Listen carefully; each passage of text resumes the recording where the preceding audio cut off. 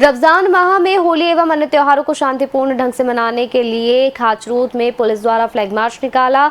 शाम 6 बजे थाना खाचरूद से शुरू हुआ मार्च पुराना बस स्टैंड, जूना शहर, रावला कस्बा, उज्जैन दरवाजा, गोपाल मंदिर होते हुए पुनः थाना परिसर पहुंचकर संपन्न हुआ। पुलिस महानिरीक्षक उप महानिरीक्षक उज्जैन के निर्देशानुसार एसडीओपी आकांक्षा बेचोटे के नेतृत्व में थाना प्रभारी धन सिंह नलवाया अपने अधिकारियों एवं पुलिस बल के साथ धनधनाते सायरनों के बीच नगर में निकले। फ्लैग मार्च का उद्देश्य आमजनों को संदेश देना था। पुलिस उनकी सुरक्षा के लिए पूरी तरह तैयार है।